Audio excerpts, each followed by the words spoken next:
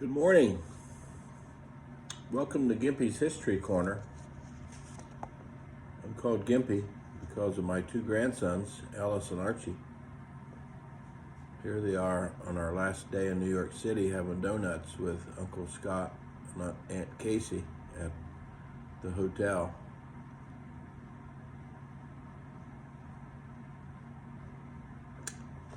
They love to visit Uncle Scott and Aunt Casey, that's for sure. Okay, today is video number 69, and I decided to investigate the history of government shutdowns in the United States. Obviously, that's in the news right now, and I remember some, but I didn't know which ones were long or short and so forth, and which were Democrats and which were Republicans. And it's really a pretty short history. We didn't have a government shutdown until the Jimmy Carter administration in the 70s. So it's been about the last 50 some years that we've had government shutdowns, and once it started, unfortunately, it became a pretty common thing. Jimmy Carter was a Democratic president in the 1970s following the Watergate scandal with Nixon and Ford. And he had three government shutdowns, 1977, 78, and 79. They were short, 1 to 3 days, and the main issues were abortion and defense spending. I can't remember any president ever wanting to cut defense spending, but maybe he didn't want to raise it as much as the Republicans did. I'm not sure. So Carter was the first in 77, 78, and 79, but they were short, 1 to 3 days. Republican took over after Carter, and that was Ronald Reagan. And he had three also, 81, 84, and 86. And they were mostly vetoes from Reagan. Part of our congressional or our constitutional balance of power is a presidential veto. So if he suggests a budget and then Congress comes back and does something different, he can veto that, and the Congress will have to start over. He vetoed one of them because he didn't think they were cutting enough budget. Reagan's theory was a lot of defense spending to outspend the Russians, and then cut everything else.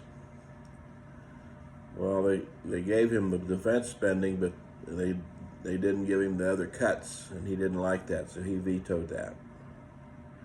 And later on, his vetoes were because of Contras, the foreign policy, Cold War policies of Ronald Reagan. He's given credit for destroying the Soviet Union with his defense spending, and the Russians tried to stay up with him, and it broke the Soviet Union. Historians give him credit for that. So Reagan's shutdowns are because of vetoes and budget cuts and foreign policy. Now, those were short shutdowns, 1 to 3 days, Carter and Reagan. Democratic president took over, President Clinton. He had two, 95 and 96. And this was when Newt Gingrich came to power, and he's the famous contract with America. Tea Party. Cut spending, cut taxes. And that's when it really got hot and heated. Gingrich and Clinton didn't get along. Gingrich, I give him credit for creating the most hostile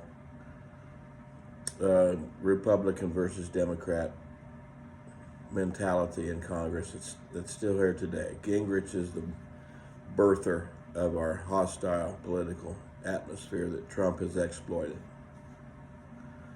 So Clinton's shutdown was 21 days, and it was over. Gingrich wanted to cut Medicare and education funding and cut taxes, and Clinton didn't want to do any of that. So it was back and forth with Clinton and Gingrich. And Gingrich kind of lost the PR. You know, he was seen as being I don't know, not a very good person, I guess. Clinton was seen as trying to help the little guy, and he won re-election.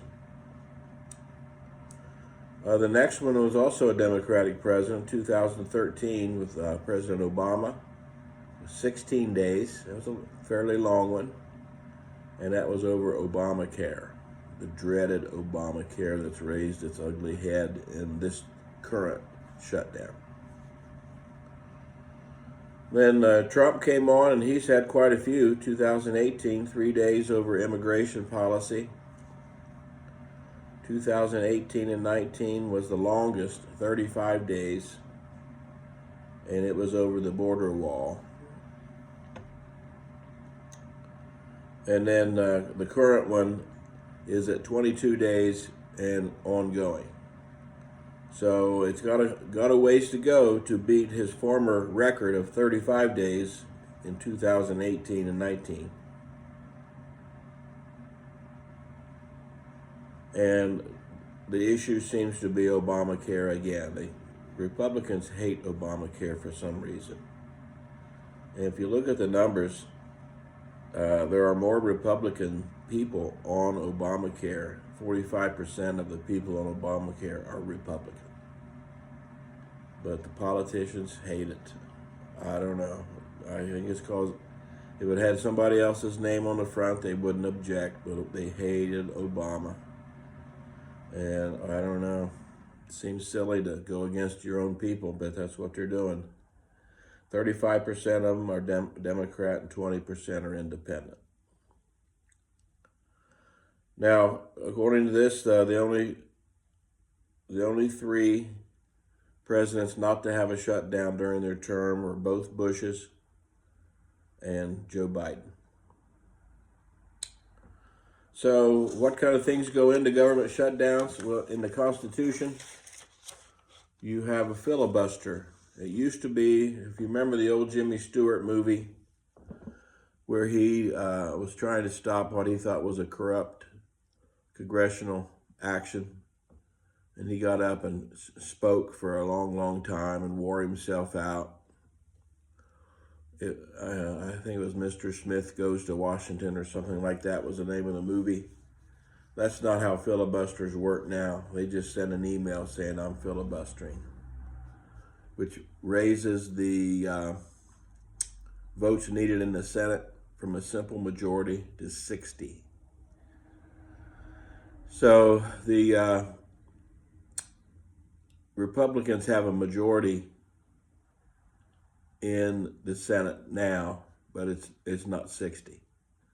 So they need Democratic votes to get the budget going.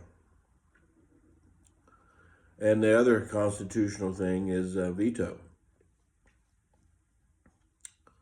I don't notice Trump doing much vetoing because he's had a Republican Congress and they do pretty much what he wants, so he doesn't have to veto. But back in the day, Reagan used it and Clinton used it. But those are the two things: filibuster from the Congress to make it harder to pass, and presidential veto. Now you can do shorter budget things that can bypass a veto filibuster, but apparently the Republicans are trying to do a longer term budget than just the short, I forget what they call the short-term budget. Okay, what is the impact on federal workers? Well, over 800,000 federal employees have been furloughed or are working without pay. We just took our trip to New York City. We didn't see any We didn't see any shortages of TSA employees. We got through the lines pretty easily. Back pay is not automatic, and we'll need legislation after the budget is agreed upon to get back pay for the workers. Services affected, well, you got national parks. Many are closed or operating with limited staff. The IRS delays in processing. Oh boy. Wouldn't that be terrible if we didn't have to pay taxes? Social Security and Medicare are still operational, and the military and TSA active duty continues, but some civilian support staff face furloughs. Furloughs was a military word for time off.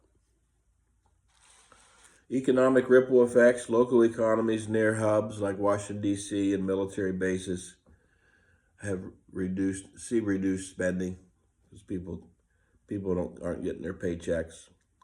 Federal contractors see delays and uncertainties.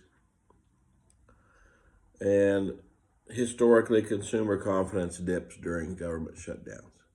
I don't know if that's true right now or not. I have not seen any proof of that. So, what politicians have been responsible mostly for government shutdowns? Well, it'd be Newt Gingrich, who I blame for our toxic political climate. He started it. Ted Cruz fueled it up around 2013 with Obama. And of course, Trump is the king of the toxic political atmosphere. So we'll see. We have ways to go. I think November 5th is the day that the shutdown will pass the record that Trump had in his first term, 2018 and 19. So we'll see if we make it. Okay, thank you. Have a great day.